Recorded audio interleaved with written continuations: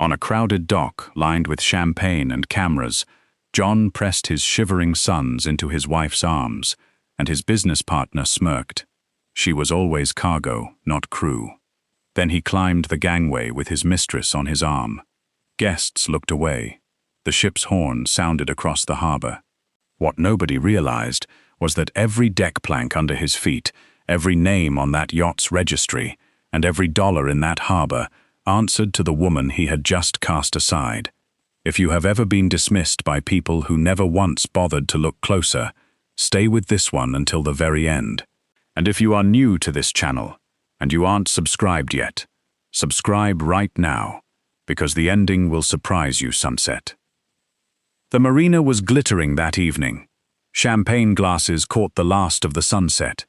Laughter rippled from the upper deck, and somewhere, a photographer's flash went off twice. Guests moved in every direction, holding drinks, taking selfies, angling for the best view of the ship. But near the foot of the gangway, a small circle of stillness formed around a woman holding 3 feverish little boys close to her sides, and the people who walked past slowed down without knowing why. Her name was Joan. She wore a plain cream coat and low, sensible heels, the kind a tired mother reaches for without a second thought. Her hair was down and simple. She wore no jewelry that anyone would notice. Her sons, Micah, Elias, and Theo, were 3 years old, triplets, and all 3 were burning with the same fever. Their small hands gripped the hem of her coat, as if letting go might sweep them into the harbor itself. The dock lights had just begun to flicker on when Grant checked his watch for the 3rd time in as many minutes. Behind him, the yacht gleamed white and gold against the darkening water, its gangway still lowered, waiting. "They need to go home," he said, not quite looking at Joan. "The Meridian group flies out tonight. I can't keep them waiting because the boys have a cold." "It's not a cold." Joan shifted Theo higher on her hip, while Micah pressed his hot face into her side, and Elias coughed, a small dry sound that seemed too big for his chest. "They've had the same fever for 2 days. I called the pediatrician. She wants to see them tonight. Then take them." Grant's voice had the practiced patience of a man, explaining something obvious to someone slow. "I have a boat full of investors who've been waiting 8 months for this launch." Jean's laugh drifted down from the top of the gangway, light and unbothered, the kind of laugh that had never once been interrupted by a sick child. She wore green silk that moved like water when she walked, and she did not come down to greet the boys. She simply watched, amused, the way a person watches weather they will never have to stand in. "Darling, we really should board," she called. "Selwyn's already found us a table." Selwyn appeared at the rail beside her, unhurried, a glass of something pale in hand. He looked down at Joan and the triplets, the way he looked at underperforming line items. "It's a christening, not a nursery," he said, loud enough to carry. Perhaps she should have arranged for a sitter. Some people simply aren't built for evenings like this. A few guests near the rail glanced over, then looked away. The particular kind of looking away people do when they'd rather not be asked to have an opinion. Joan said nothing. She had learned, long ago, that silence cost her nothing these people could take. She adjusted the blanket around Elias's shoulders, felt for the heat still radiating off his skin, and did not raise her voice, did not reach for Grant's sleeve, did not ask him again. "Call when you land," Grant said, already turning. "Handle the boys." He did not wait for an answer. He took the steps 2 at a time, and Jean slid her arm through his, the moment he reached the top, murmuring something against his ear that made him laugh. The gangway began to rise, chains drawing it up and away from the dock with a low mechanical groan, sealing the boat off from the pier like a door closing on a house she used to live in. Joan stood very still. 3 small feverish bodies gathered against her, and watched the gap of dark water widen between them and everyone who had just walked away. The drive home was silent, except for the small, ragged breathing of 3 sick boys strapped into their car seats. And somewhere in that silence, Joan's mind slipped backward, the way it always did, when the present grew too sharp to hold. She was 8 years old again, standing barefoot on the boatyard planks, while her father worked by lantern light, his hands moving over a cracked hull with the patience of a man who had never once been in a hurry that mattered. His name was Osric, and he smelled of tar and salt and the particular grease that never quite washed out from under his nails. He had one barge back then, an ugly, stubborn thing with more patches than original hull, and he loved it the way other men loved fine cars. "They laugh at me down at the harbour office," he told her once, not looking up from his work, the lantern throwing his shadow long and huge across the water. Say a man who repairs his own boat has no business owning a fleet. Do they know something you don't, Papa? He smiled at that, the slow smile she would spend years trying to earn from other people and never quite manage. They know what a boat costs.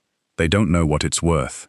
He set down his tools and crouched to her height, his hands rough and warm around her small ones. "Listen to me. The sea doesn't care whose daughter you are. It doesn't care what your name is on land, or what coat you're wearing, or who's watching from the shore. It only asks one question of anybody who comes near it." What question? Whether your hands are steady when the water gets rough. He turned her palms upward, tracing the lines there like he was reading a map only he could see. "Everything else is just decoration, little one. The steadiness is the only thing that's real." She had believed him completely, the way children believe the people who build their whole world by hand in front of them. And she had watched that one battered barge become 2 boats, then a dozen, then a name spoken with a kind of reverence in rooms her father had once been laughed out of. He never changed. He still smelled of tar. He still worked past midnight when a hull needed him. He still crouched down to her height every single evening and asked about her day like it was the only thing that mattered in the world. Joan glanced in the rearview mirror now, at 3 flushed faces struggling to sleep against their restraints, and she gripped the steering wheel a little steadier, the way her father had taught her, and did not let her hands shake even once. The hospital room had smelled of antiseptic, and the faint salt and tar scent that never quite left her father's skin, even at the end, even when the machines had taken over most of the work his own body no longer wanted to do. Joan was 26 the night he called her to his bedside, his broad hands gone thin and papery against the white blanket, his voice reduced to something barely above the hum of the monitors. Outside the window, she could see the harbour lights strung along the water, the same lights he'd worked under his entire life, patient and small against the dark. "Come closer," Osric said, and she did, kneeling by the bed, the way she used to crouch on the boatyard planks beside him. He reached beneath his pillow, with more effort than the motion should have required, and pressed something cold and heavy into her palm. She looked down and saw his compass, the brass ship's compass he had carried in his coat pocket since the day he bought that first ugly barge, its glass face scratched from decades of being opened and closed by rough, working hands. "This is yours now," he whispered. "But listen to me. Listen carefully, because I will only get to say this once." She closed her fingers around the compass and nodded, and he studied her face like he was trying to memorize it for a very long journey. "The world is going to measure you by what they can see," he said. "Your coat, your shoes, the car you drive, the rooms you're let into. Let them look right past you, little one. Let them think you're just passing through the harbour, nothing more than driftwood on someone else's tide." His grip tightened around her hand, one last flicker of the strength that had built an empire out of a single leaking boat. "And then, when the time is right, and only when you decide it's right, let them find out you own the tide itself." His hand went slack in hers not long after, and the machines changed their rhythm, and the harbour lights outside kept burning exactly the way they always had, indifferent and steady, the way he'd taught her to be. She carried that compass every day since, fastened inside a small pocket sewn into the lining of her coat, directly over her heart, where no one in her life had ever thought to look. Not her husband, not his mother, not the people who smiled past her at every gathering as though she were furniture left too long in one place. Now, driving home with 3 feverish boys in the back seat, and her father's compass resting silent against her chest, Joan understood, more clearly than she had in years, exactly how much longer she intended to wait. She had met Grant on an ordinary Tuesday, at a marina bar that smelled of fryer oil and spilled beer, 3 years before the compass ever passed from her father's hand to hers. He was younger then, hungrier in a way that hadn't yet curdled into anything unkind, and he had talked to her for 2 hours about boats, without once asking what she did for a living. She liked that. She liked it more than she expected to. "You've got good instincts for someone who just watches boats come in," he told her that first night, grinning, certain he had said something clever. "I grew up around them," she said, which was true, and left it there, which was not quite a lie, but stood very close to one. And she let him believe she worked a modest desk job somewhere unremarkable. She let him believe her plain apartment and her second-hand car were the whole of her life, rather than a life she had chosen to wear like a borrowed coat. She wanted, for the first time since her father died, to be looked at and seen only for herself, not for the fleet of vessels bearing her family's name across 3 coastlines. What she never told him, not on their first date, and not on their wedding day, was that the small brokerage where he'd just been hired, the one he was so proud to have landed on his own merit, existed entirely inside the walls of Solace Marine, her company. Her father's company, now quietly, invisibly hers. She watched him rise there, year after year, promotion after promotion, and she let him believe every rung of that ladder had been climbed by his own hands alone. She told herself it was a kindness, not a deception. She told herself a man's pride was worth protecting, especially a man she loved, especially in those early years when he still came home smelling of the sea and reached for her hand across the table without being asked. They married in a small ceremony by the water, nothing grand, nothing that would have hinted at what she was worth on paper. She wore her mother's old pearl earrings and carried nothing else that spoke of money at all. Her father's compass stayed hidden in her coat pocket, as it always did, pressed close against her heart, while she said her vows. She had wanted, more than anything, a love that had chosen her and not her name. And for a while, in the beginning, she believed she had found exactly that.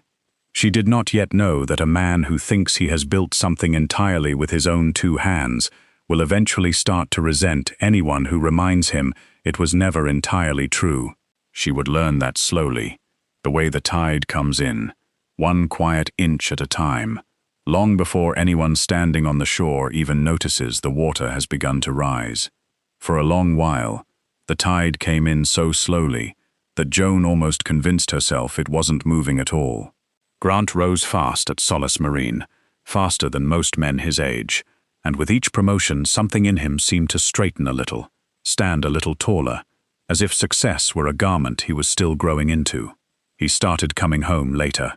He started talking more about the people he'd met, and less about the 2 of them.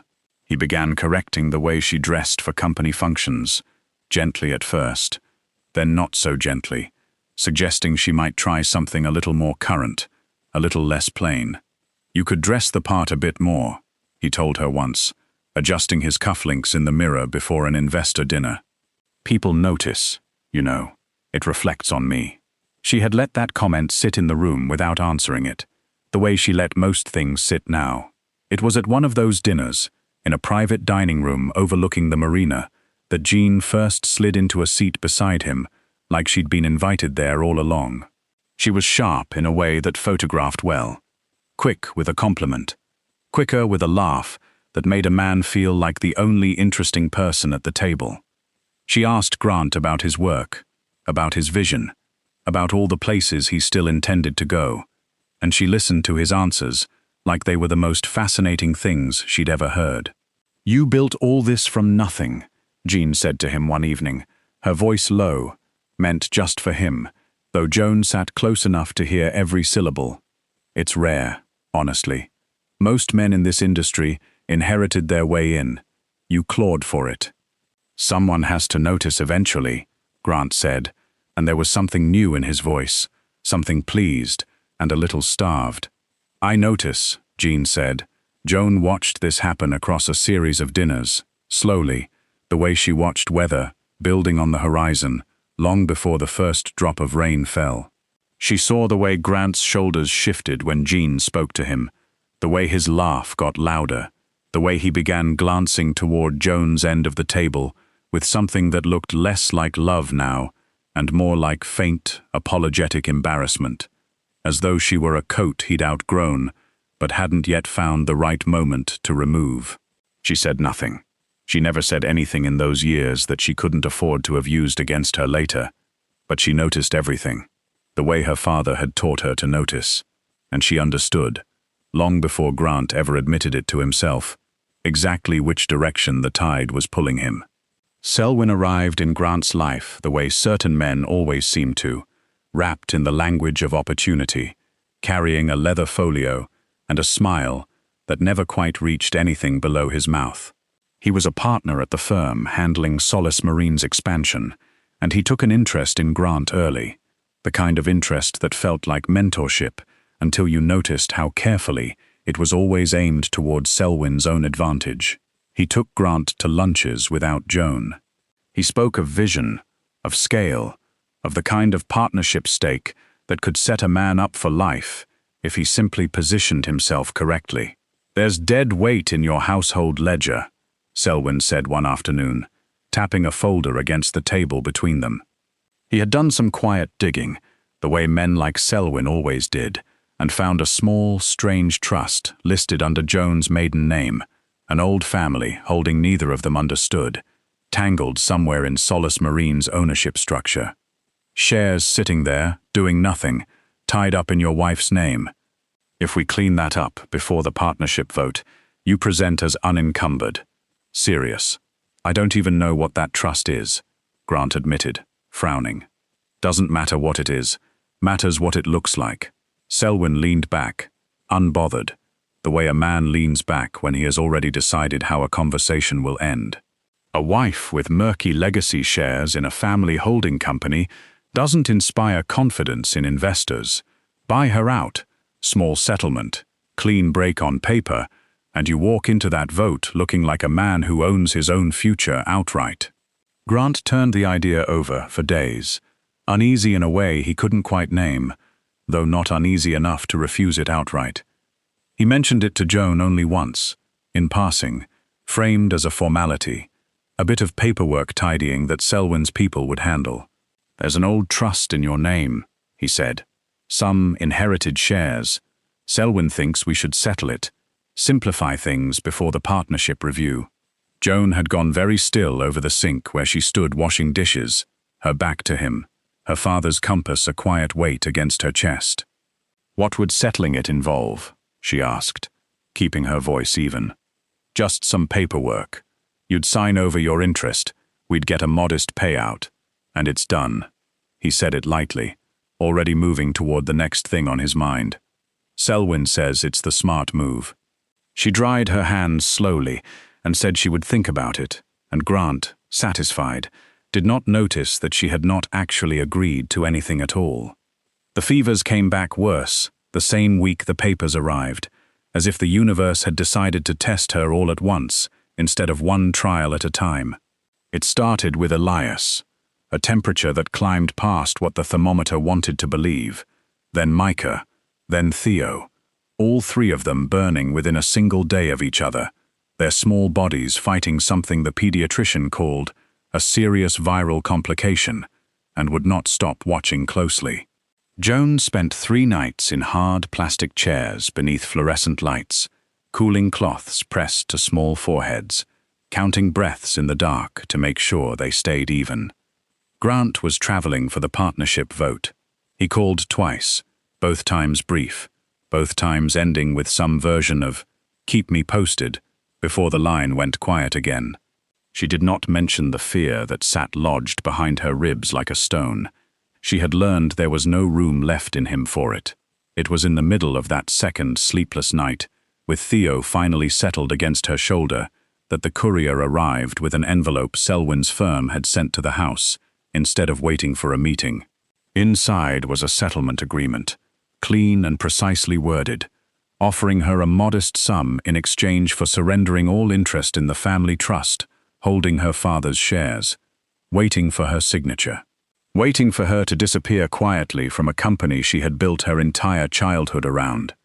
She read it twice at the kitchen table, the house silent except for the small, ragged breathing coming from the next room, and something in her went very still, not broken. She had expected, someday, to feel broken by all of this, and instead she found something else entirely, something colder and steadier, the same stillness her father used to describe as the moment right before a storm changes direction and takes everything with it. She thought of Elias's fever, climbing past a number she never wanted to see again. She thought of Grant's voice on the phone, distracted, already somewhere else.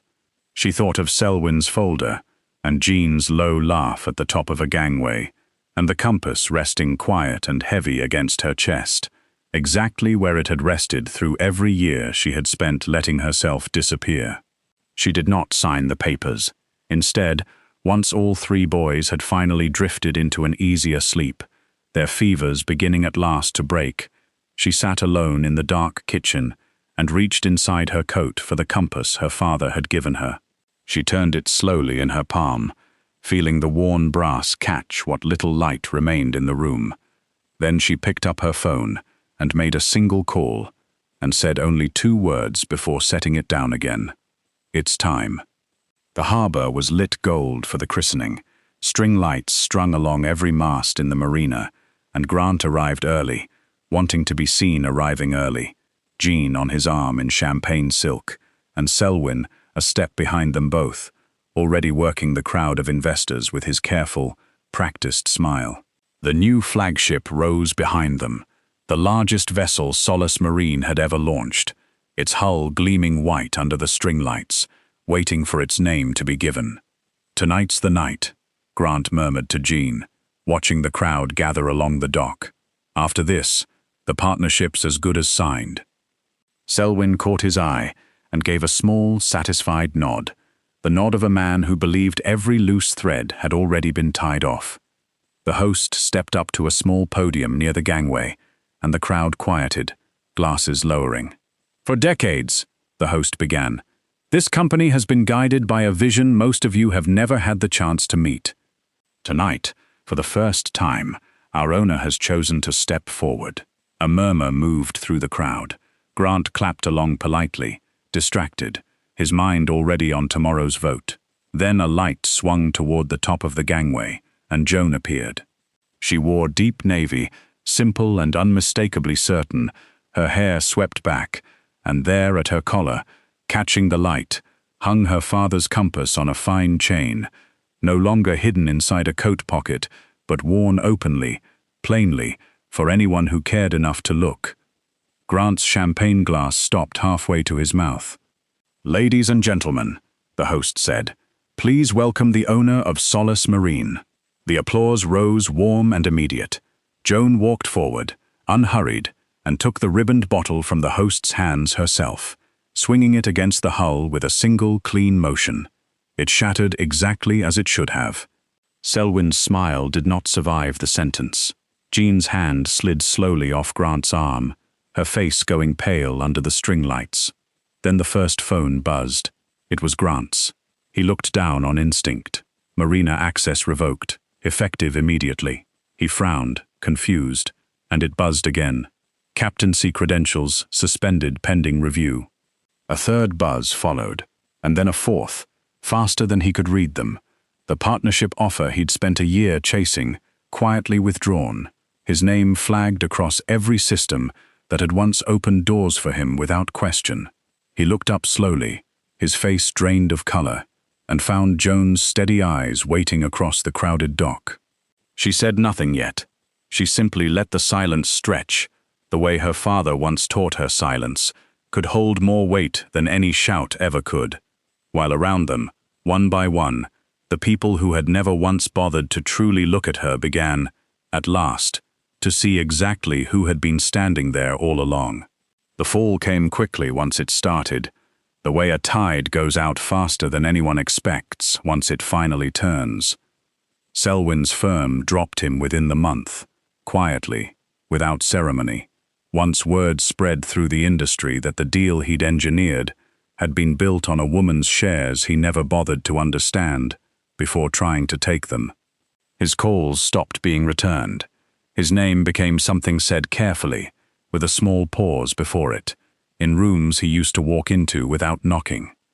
June lasted exactly as long as the access did. The moment the marina credentials vanished and the invitations stopped arriving, she found the cold settling in around her the way it always does, when the warmth a person loves was never really coming from the man himself, but from everything he'd been standing near. She left without much of a goodbye, already looking toward some other harbor, some other light to stand beside. Grant called her name into an empty house more than once that first month. No one answered. No one was going to. He lost the partnership, then the position beneath it, then, eventually, the title he'd spent years believing he'd earned entirely on his own. The industry that had once nodded to him in hallways grew quiet whenever he entered a room, the particular quiet reserved for men whose whole story had just been retold, without them in the center of it. Joan did not chase any of it. She had learned long ago, from a man patching hulls by lantern light, that you never have to push someone off a ledge they are already walking toward on their own. She turned her attention instead to the only thing that had ever truly mattered. She secured full custody, the papers signed quietly, without a single raised voice. She sat beside 3 small beds through the worst of the fevers, until, one morning, all 3 boys woke, with clear eyes and steady color in their cheeks, asking for breakfast, like nothing at all had happened. Months later, the boatyard stood rebuilt in the early light, every board replaced, the same water lapping patiently against the same old pilings her father used to work beside. Micah, Elias, and Theo ran along the dock, healthy now, chasing each other with the easy carelessness of boys who had never once had to wonder if they were loved. Joan called them over, and they came at once, breathless, tumbling into her side. She drew the compass from around her neck and pressed it gently into their small hands, together, the way her father had once pressed it into hers. "This is yours now," she said softly. "Let them look past you if they want to. Let them think you're just passing through the harbor, and when the time is right, you let them find out you own the tide." Thank you for watching. Subscribe if you haven't.